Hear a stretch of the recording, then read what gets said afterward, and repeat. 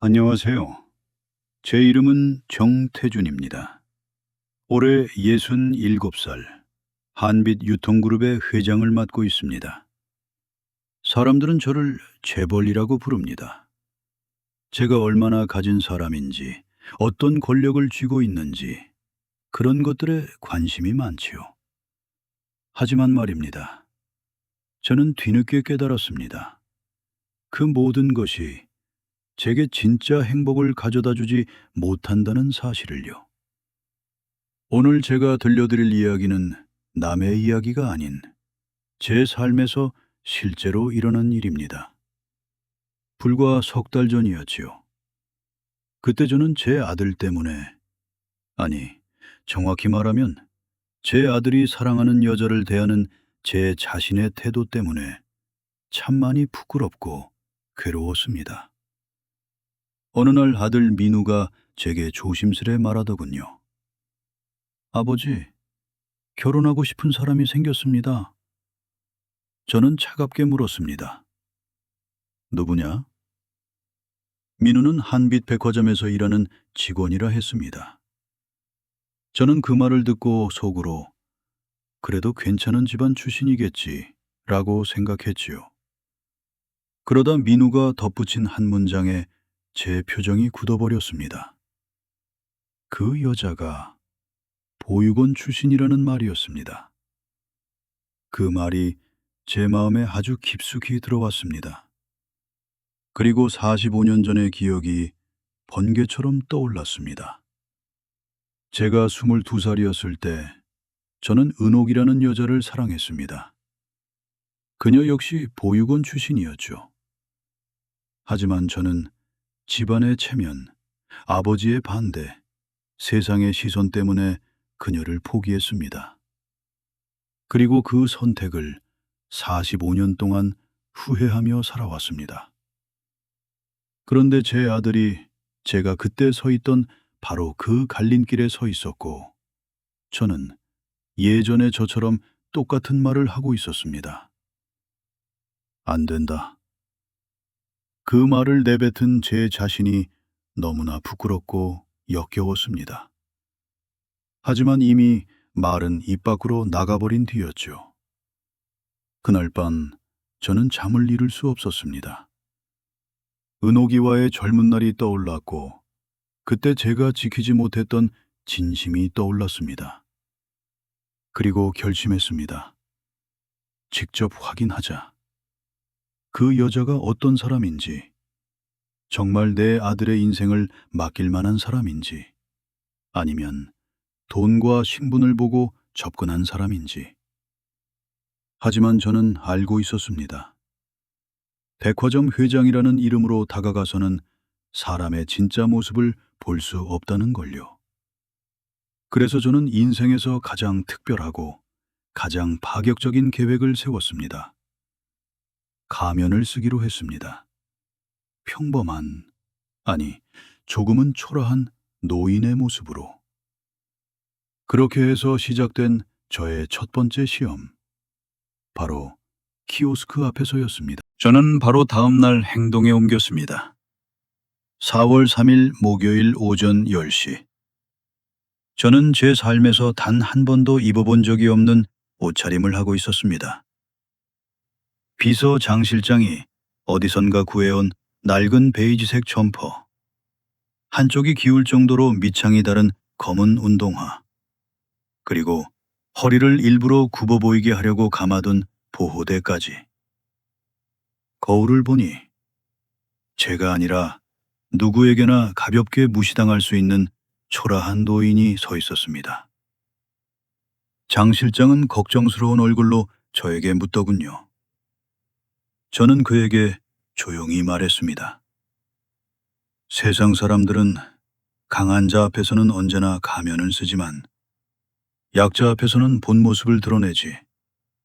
그러니 오늘은 이렇게 가야 한다. 진짜를 보고 싶어서.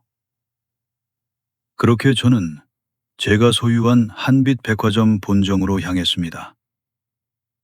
하지만 그날만큼은 저를 알아보는 사람은 없을 거라 확신했습니다. 백화점 유리문이 자동으로 열리는데 평소였다면 직원들이 일제히 허리를 숙이며 인사했겠지요. 하지만 그날의 저는 그저 누군가의 시야에서 얼른 지나갔으면 하는 그런 노인이었을 뿐입니다. 직원들은 슬쩍 보고 시선을 피했습니다. 그 표정이 말하더군요. 돈 안 되는 손님이구나.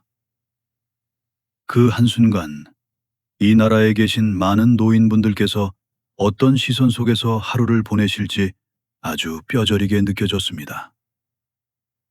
로비 한가운데의 키오스크 앞으로 갔습니다.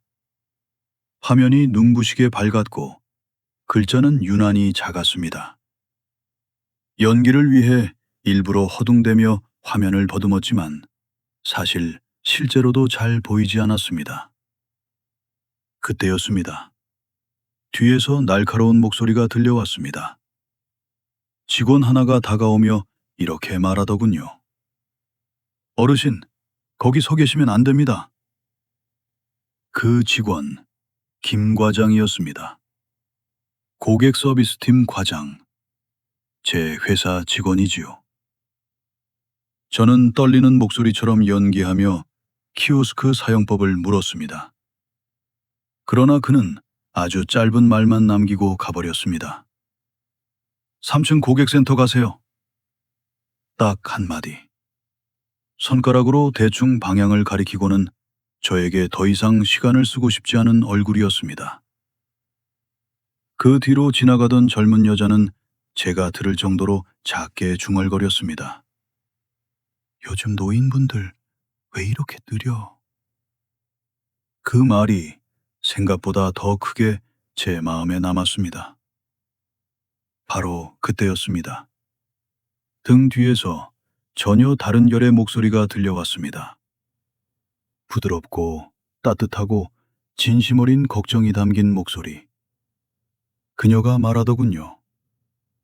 어르신, 어디 불편하세요? 고개를 돌리니 20대 후반쯤 되는 여자 직원이 미소를 띠며 저를 바라보고 있었습니다. 영차례는 이서연 대리. 바로 제 아들 민우가 사랑한다던 그 여자였습니다. 저는 일부러 오래된 휴대폰을 꺼내들고 손주에게서 받은 모바일 상품권을 어떻게 쓰는지 모르겠다고 했습니다. 서연은 제 이야기를 대충 듣지 않았습니다. 휴대폰 화면을 보더니 제 손을 잡으며 이렇게 말했습니다. 손이 너무 차세요. 밖에 추우셨죠? 그리고 잠시만 기다리라며 직원 휴게실 쪽으로 뛰어가더군요. 잠시 후 그녀는 따뜻한 물이 담긴 종이컵을 건네며 제 손을 녹여주려 했습니다. 그 모습을 보니 45년 전 은옥이가 비 오는 날 제게 손수건을 건네며 오빠, 감기 걸리지 마 라고 말하던 그 따뜻함이 떠올랐습니다. 서연은 제 옆에 서서 휴대폰 밝기를 올려주고 글자 크기를 키워주며 하나하나 차근차근 설명해 주었습니다. 제가 천천히 따라오기를 기다려주고 제 템포와 리듬에 맞춰 말해 주었습니다. 상품권 등록이 완료되자 서연은 환하게 웃으며 제 휴대폰에 자기 번호를 저장해주고 말했습니다. 어르신, 나중에 헷갈리시면 언제든 전화 주세요. 밤 늦어도 괜찮아요. 그 말이 참 오래 남았습니다. 바로 그때 아까의 김 과장이 다가왔습니다. 서연에게는 시비를 걸듯 말하고 저를 향해서는 시간 낭비라는 표현까지 썼습니다. 저는 속으로 끓어오르는 분노를 참고 있었습니다. 회장으로서였다면 당장 인사팀 호출했겠지요. 하지만 그날의 저는 그저 힘없는 노인이었습니다. 그런데 서연은 김 과장의 압박 앞에서도 눈 하나 흔들리지 않았습니다. 그녀는 이렇게 말했습니다. 이 어르신도 고객입니다. 얼마를 쓰셨든 저희는 똑같이 대해야 해요. 그 말 한마디가 제 가슴 깊이 파고들었습니다. 그리고 마지막으로 그녀는 제 손을 꼭 잡고 말했습니다. 어르신, 세상이 각박하다고 해도 어르신 같은 분이 짐이 되는 건 아니에요. 저희가 더 노력해야 하는 거죠. 그 말을 들으며 저는 연기가 아니라 진심으로 눈가가 뜨거워졌습니다. 백화점을 나서며 서연이 문 앞까지 배웅해주고 또 오세요 어르신? 이라고 말했을 때 저는 모퉁이를 돌아서자마자 허리를 펴고 모자를 벗었습니다. 유리창 너머로 서연이 다른 손님을 돕는 모습이 보였습니다. 여전히 따뜻한 미소를 지으며 그 순간 저는 아주 조용히 그러나 깊은 확신을 담아 중얼거렸습니다. 이서연, 첫 번째 시험 통과했구나. 그 이틀 뒤 토요일 오후 2시, 저는 다시 그 초라한 점퍼를 입고 백화점으로 향했습니다. 이번엔 손에 작은 쇼핑백을 들고 있었지요. 겉으로 보기엔 아무 의미 없는 선물이었지만 사실은 서연이라는 여자가 어떤 마음으로 고객을 대하는지 다시 한번 확인해보고 싶었던 제 두 번째 시험이었습니다. 쇼핑백 안에는 작은 레고 상자가 들어있었습니다. 가격은 29,000원. 일부러 5만 원이 안 되는 물건을 골랐습니다. 왜냐하면 이 백화점의 포장 서비스는 5만 원 이상 구매 고객에게만 제공된다는 사실을 저는 너무나 잘 알고 있었기 때문입니다. 3층 포장 코너에 도착했을 때 줄은 이미 길게 늘어서 있었습니다. 명품 쇼핑백을 여러 개 들고 있는 손님들이 많았지요. 그들 앞에서는 직원들의 표정이 밝았습니다. 하지만 제 차례가 되자 직원은 레고 상자를 힐끗 보더니 규정상 5만 원 미만은 셀프 포장만 가능하다고 구석의 낡은 테이블을 손가락으로 가리켰습니다. 저는 천천히 그쪽으로 걸어갔습니다. 포장지를 꺼내 들고 손이 떨리는 척하며 접어보았지만 포장지는 계속 구겨지고 찢어졌습니다. 테이프는 손가락에 달라붙어 떨어지지 않았고 주변 사람들의 시선은 차가웠습니다. 그 순간 저는 가난한 노인이 세상에서 얼마나 쉽게 불편한 존재가 되는지를 온몸으로 느끼고 있었습니다. 그때였습니다. 뒤에서 들려오는 익숙한 목소리. 어르신, 또 오셨네요. 고개를 들자 서연이 서 있었습니다. 저를 본 순간 표정이 밝아졌고 찢어진 포장지와 엉킨 테이프를 보더니 조용히 웃으며 말했습니다. 지금을 도와드리겠다고요. 저는 괜찮다고 했지만 서연은 누구에게 줄 선물이냐고 물었습니다. 손주에게 줄 선물이라고. 작년에는 더 비싼 것을 사줬는데 올해는 형편이 어려워 작은 걸 사게 되어 부끄럽다는 식으로 저는 일부러 이야기했습니다. 그녀의 표정이 순간 조용히 흔들렸습니다. 그리고 의자를 가져와 제게 앉으라고 하더군요. 서연은 고급 은색 포장지를 꺼냈습니다. 그 포장지는 5만 원 이상 고객에게만 쓰는 것이었지만 서연은 제가 손주를 위해 정성껏 고른 선물이라며 아무 말 없이 그 포장지를 사용했습니다. 리본을 고를 때도 파란색을 좋아한다는 제 말에 파란 리본으로 정성스럽게 매듭을 지었습니다. 서연은 포장을 하며 조용히 말했습니다. 손주는 가격이 아니라 할아버지가 어떤 마음으로 선물을 골랐는지 그 마음을 더 먼저 볼 거라고요. 그 말이 제 가슴을 때렸습니다. 45년 전 은옥이가 비 오는 날 제게 건네주던 작은 손수건이 떠올랐습니다. 오빠, 이거밖에 없지만 감기 걸리지 마. 그 말의 온기가 여전히 기억 속에 남아 있었지요. 드장이 거의 끝나갈 무렵 누군가 거친 발걸음으로 다가왔습니다. 고객 서비스팀 과장인 김 과장이었습니다. 그는 서연을 꾸짖었습니다. 규정도 모르느냐고, 5만 원도 안 되는 손님에게 왜 시간을 쓰느냐고, 실적이 중요한데 그녀는 쓸데없는 데 집중한다고 말했지요. 서연은 단단한 목소리로 말했습니다. 금액으로 손님을 나누는 건 옳지 않다고, 누구든 똑같이 존중받아야 한다고. 김 과장은 비웃으며 말했습니다. 현실은 그렇지 않다고, 돈이 있어야 대접을 받을 수 있는 거라고. 저는 그 말을 들으며 목 안쪽이 뜨겁게 타오르는 것을 느꼈습니다.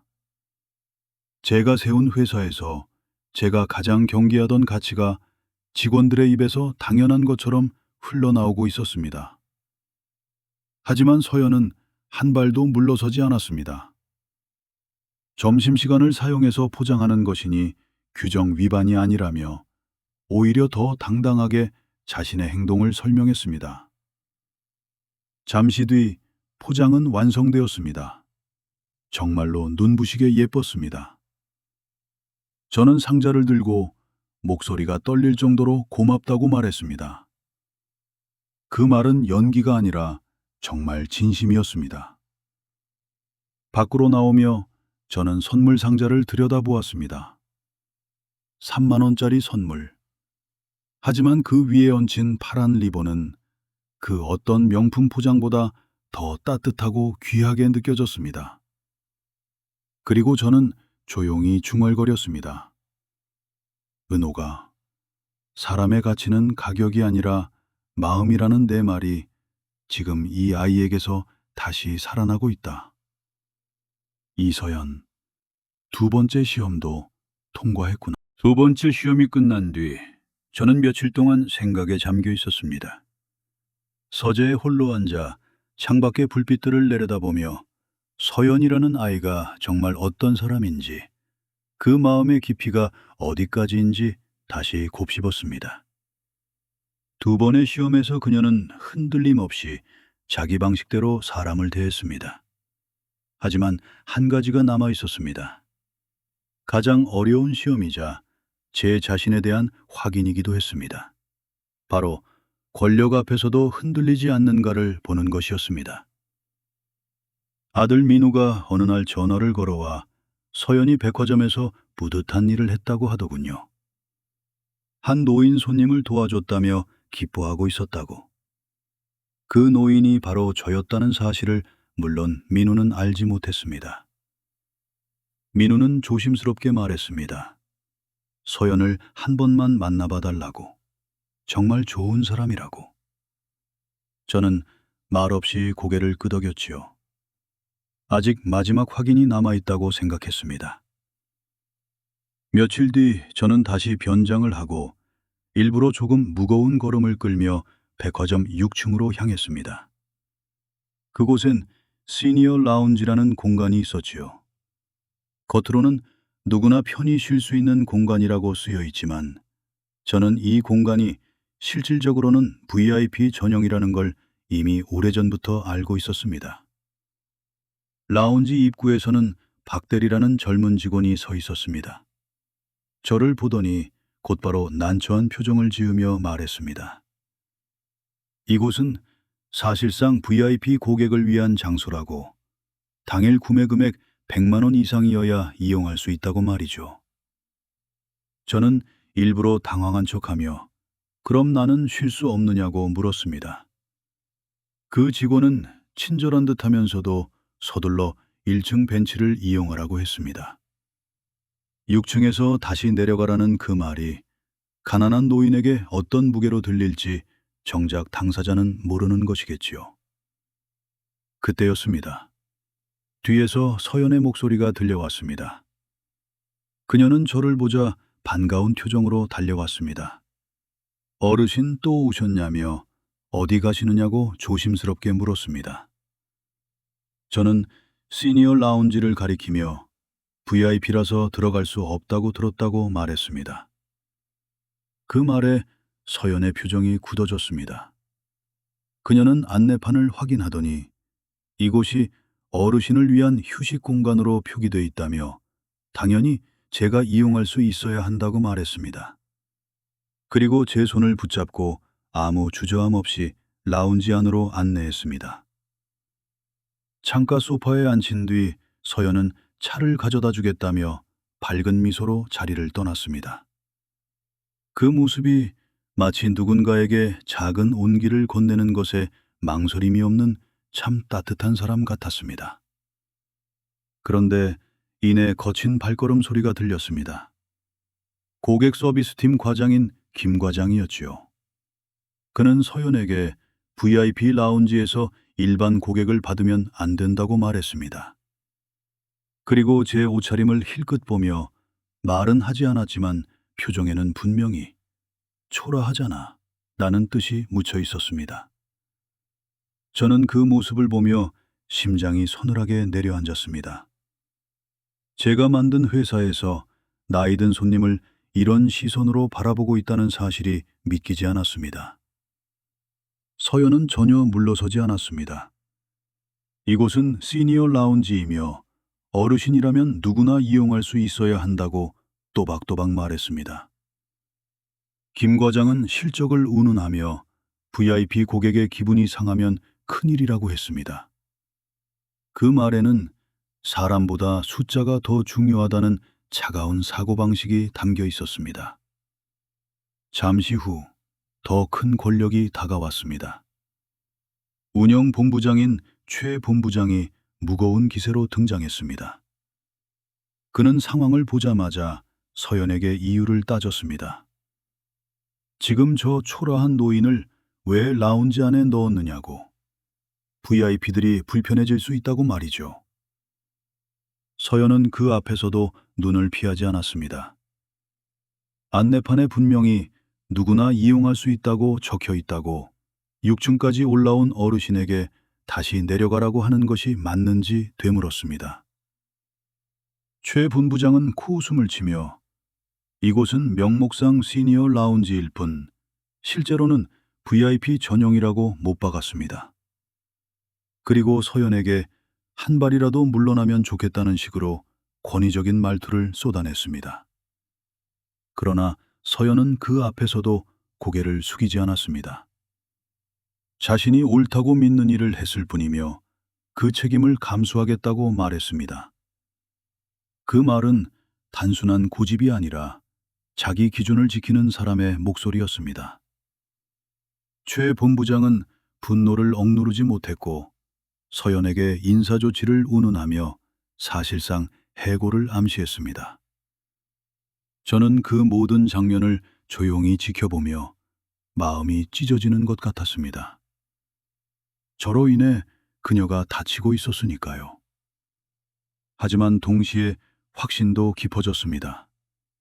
이 아이는 약한 사람 앞에서도 권력 앞에서도 똑같은 마음으로 사람을 대하는구나. 그날 라운지를 떠나며 저는 마음속으로 조용히 말했습니다.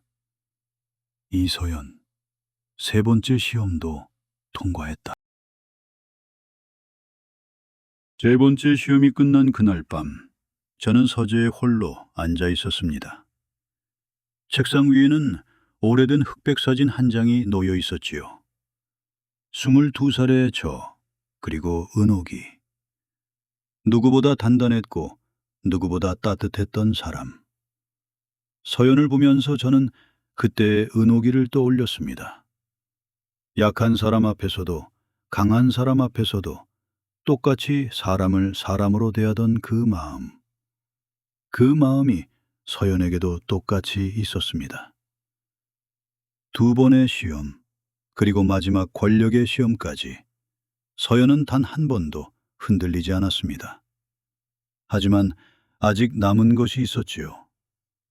돈 앞에서 사람의 본색이 드러난다는 걸 저는 평생 보며 살아왔습니다. 그래서 마지막으로 가장 무거운 시험을 준비했습니다.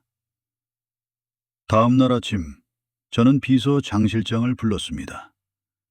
분실된 상품권 건으로 서연에게 책임을 묻는 상황을 만들라고 지시했습니다. 사실은 존재하지도 않는 사건이었지요.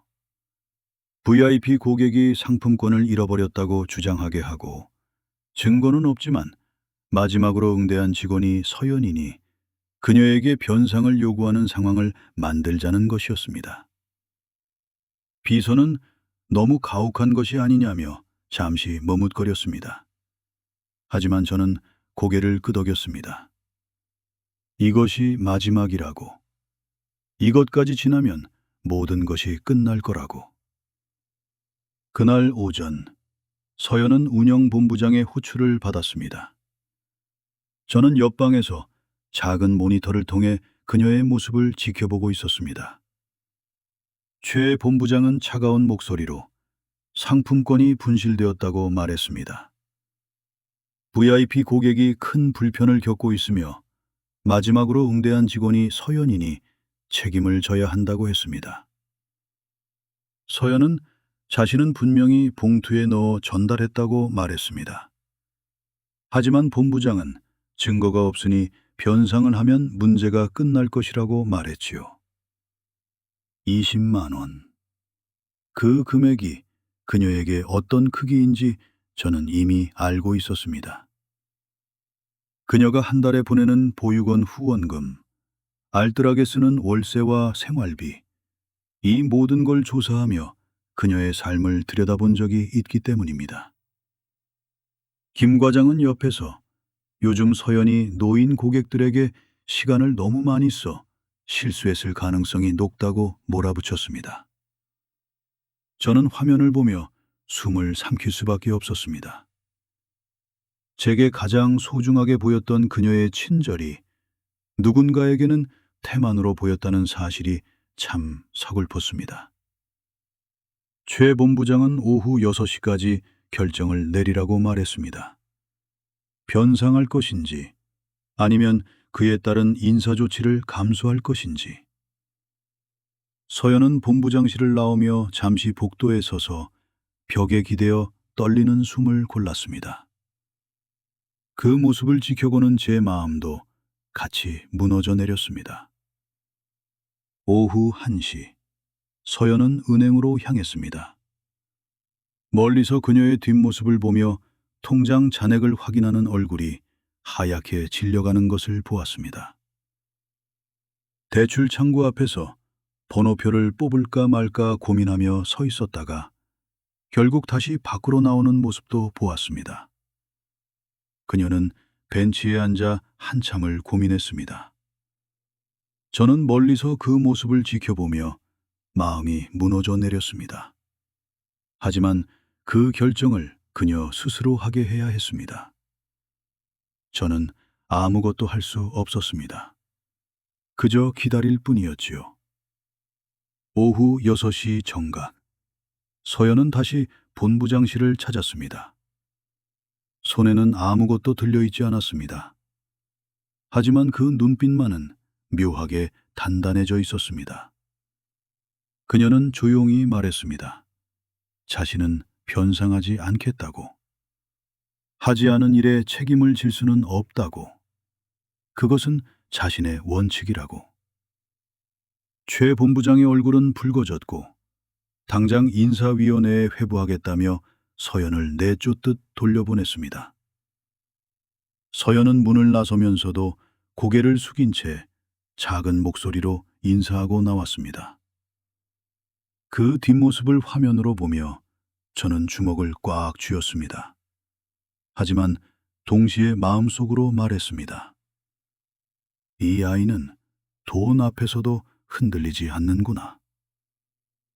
그날 밤 저는 서류를 정리하며 비서에게 조용히 지시했습니다. VIP 고객에게 연락해서 상품권을 차 안에서 찾았다고 직접 사과하도록 하라고. 그리고 다음 날 아침 긴급 임원회의를 소집하라고 말입니다. 마지막 시험은 서연이 아니라 사실 제 마음을 확인하는 과정이기도 했습니다. 저는 그날 밤 조용히 혼잣말을 했습니다. 은호가, 내가 그때 놓친 진짜 가치는 이 아이가 지키고 있었구나. 다음 날 아침 8시, 백화점 본사 대회의실에는 임원 20명이 조용히 자리를 지키고 있었습니다. 모두가 무슨 일이 벌어지는지 알 수 없어 잔잔한 긴장감이 공간을 감싸고 있었지요. 잠시 뒤 문이 열리고 제가 들어섰습니다. 평소와 다르지 않은 발걸음이었지만 저는 마음속으로 결심을 굳힌 상태였습니다. 오늘은 제 인생에서 아주 오랜 시간 미뤄왔던 어떤 빚을 갚아야 하는 날이라고 생각했습니다. 저는 자리에 앉은 임원들에게 천천히 말을 꺼냈습니다. 오늘 회의의 주제는 이서연 대리의 인사조치건이라고요. 최 본부장은 이미 자신들의 판단이 옳다는 듯 차분하게 설명을 시작하려 했습니다. 하지만 저는 손을 들어 그를 먼저 멈추게 했습니다. 그리고 조용히 프로젝터의 스위치를 켰습니다. 화면에는 초라한 옷차림의 노인이 키오스크 앞에서 헤매는 영상이 나왔습니다. 아무도 깊게 관심을 주지 않는 장면이었지요. 임원들은 잠시 웅성거렸습니다. 누구냐고, 어디서 찍힌 영상이냐고. 저는 그들에게 그 노인이 누구인지 아느냐고 물었습니다. 아무도 대답하지 못했습니다. 잠시 뒤 저는 고개를 들어 잔잔한 목소리로 말했습니다. 그 노인은 바로 나 자신이었다고. 회의실은 순식간에 정적에 휩싸였습니다. 최 본부장은 얼어붙었고 김 과장의 얼굴은 하얗게 질렸습니다. 저는 이어서 두 번째 화면을 띄웠습니다. 3만 원짜리 선물을 포장하려다 규정 때문에 거절당하고 셀프 포장대에서 손이 떨려 포장지를 찢으며 서 있던 그 노인의 모습. 그 백화점 고객이 바로 저였다고 설명했습니다. 그리고 그 속에서 유일하게 제게 다가와 도움의 손길을 내밀던 사람, 바로 이서연이었다고 말했습니다. 세 번째 영상에는 시니어 라운지에서 일어난 일이 담겨 있었습니다. VIP가 아니라고 문을 막던 직원, 그리고 그 앞에서 저를 당연히 모셔야 한다고 한 발짝도 물러서지 않던 서연의 모습. 영상이 끝나자 회의실의 모든 이들은 제가 무슨 말을 하려는지 짚어가기 시작했습니다. 저는 천천히 말을 이었습니다. 지난 2주 동안 초라한 노인이 되어 백화점을 다니며 어떤 직원이 진짜 고객을 대하는 마음을 갖고 있는지 직접 보고 배우고 느꼈다고요. 그리고 그 과정에서 우리 매장이 얼마나 돈과 실적에만 얽매여 있는지, 부모님 세대가 겪는 불편과 외로움이 어떤 것인지 새삼 깨달았다고 말했습니다. 그 자리에 앉아있던 임원들은 말 한마디 꺼내지 못했습니다. 저는 준비해온 서류를 꺼냈습니다. VIP 고객의 상품권은 분실된 것이 아니라 본인이 차 안에서 찾아냈다고 직접 사과했다는 사실도 함께 전달했습니다. 그리고 그 사실을 최 본부장도 알고 있었는지 물었습니다. 그는 침묵했습니다. 저는 단호히 말했습니다.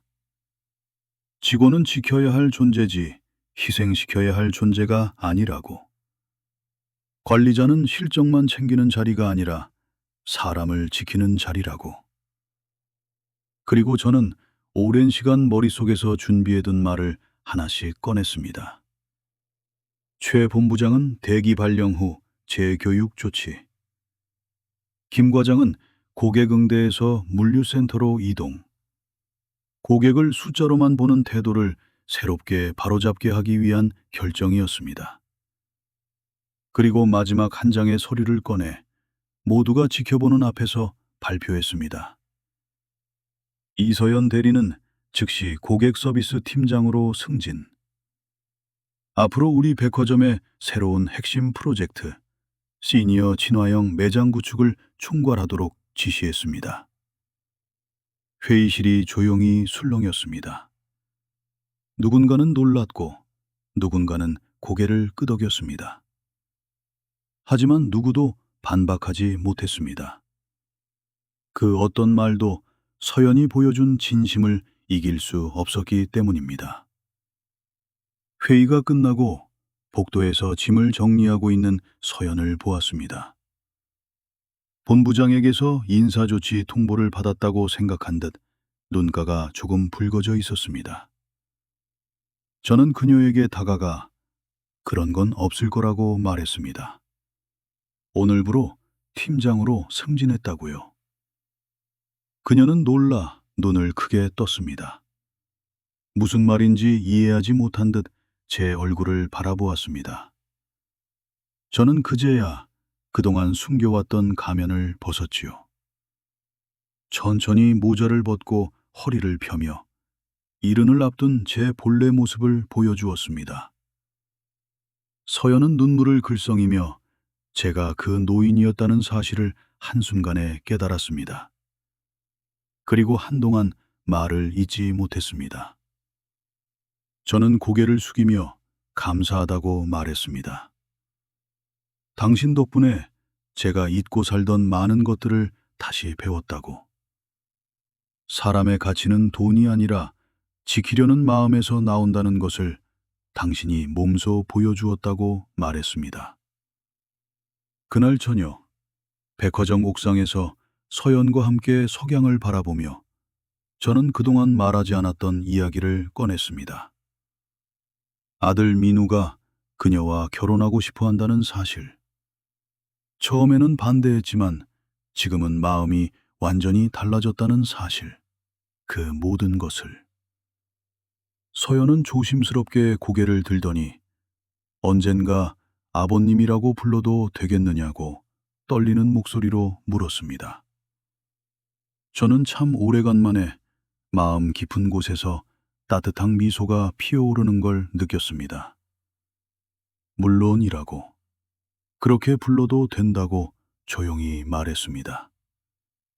그 순간 하늘에서는 마치 오래된 인연을 축복하듯 따뜻한 빛이 스며들고 있었습니다. 저는 마음속으로 아주 조용히 한 이름을 불렀습니다. 은호가, 이제야 네가 말했던 진짜 가치를 알겠구나. 네가 남긴 마음이 이 아이를 통해 나에게 다시 돌아왔구나. 그리고 저는 마지막으로 속삭였습니다. 고맙다. 정말 고맙다. 오늘 제 이야기를 끝까지 들어주셔서 감사합니다. 가끔은 우리가 쥐고 있던 모든 역할과 가면을 내려놓아야 비로소 보이는 것들이 있습니다. 저 역시 회장이라는 이름을 잠시 벗고 한 사람의 노인이 되어 세상을 걸어보니 그동안 보지 못했던 마음들이 보이기 시작했습니다. 사람의 가치는 가진 것이 아니라 지키려는 마음에서 드러난다는 사실을 늦은 나이에야 깨달았지만 그래도 깨닫게 되어 다행이라고 생각합니다. 오늘 하루 여러분 주변에도 조용히 누군가를 돕고 있는 사람, 말없이 자기 자리에서 마음을 지키는 사람이 있을 겁니다. 그 사람에게 작은 따뜻함 하나 건네보는 건 어떨까요? 그 작은 친절이 누군가에게는 인생을 바꿀 만큼 큰 위로가 될 수도 있으니까요. 함께 해주셔서 고맙습니다. 여러분의 하루가 조금 더 따뜻하고 조금 더 부드럽게 흘러가길 바랍니다. 다음 이야기에서 다시 찾아뵙겠습니다.